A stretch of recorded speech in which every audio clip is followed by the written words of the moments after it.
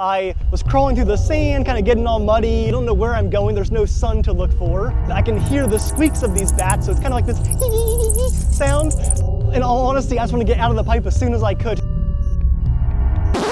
Now, they are just bats, but I still want to keep my distance. Hello! My name is Alan Ivory, and I'm a PhD student here at the University of Florida. Today we'll discuss wildlife in the stormwater sewer system. About 50% of the sewer systems of Alachua County has some sort of mammal life within them. There's interstates below your feet. So the first time that I discovered that those animals lived in the sewer system here in Gainesville was in looking for amphibious life in school retention ponds, actually. And so in the process, we kind of stumbled upon this otter that was traversing using a sewer pipe, and so we wanted to learn more about this otter in particular. And so because of that, we placed these cameras in sewer systems around Alachua County.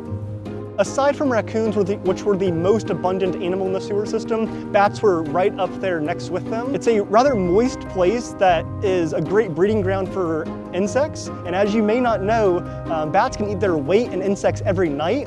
Aside from bats, animals inside these sewer systems include the most abundant thing being raccoons, but everything from otters to alligators to the rats that you might expect, to even some wading birds catching fish underground.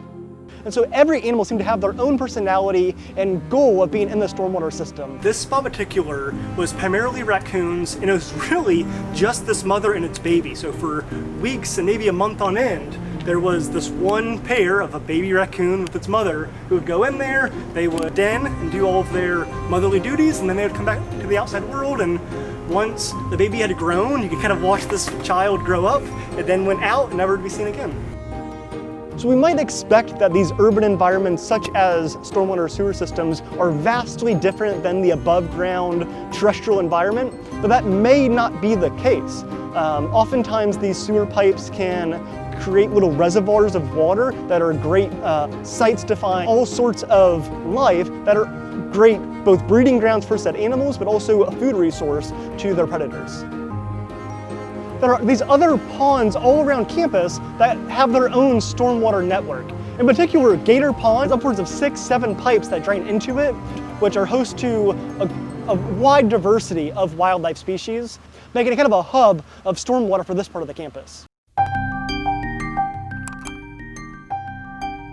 Whenever I think about wildlife-human conflicts, especially in urban environments, I think about all the bad things that humans have done, the deforestation and all of this urbanization that comes along with people developing an area.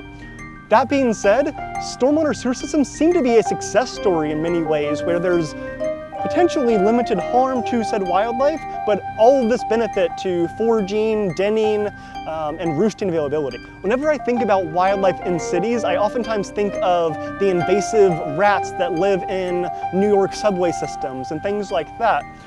But many of the animals that we see in the sewer system in Alachua County are primarily native species that have been here longer than we have and will likely extend long after we have been here as well.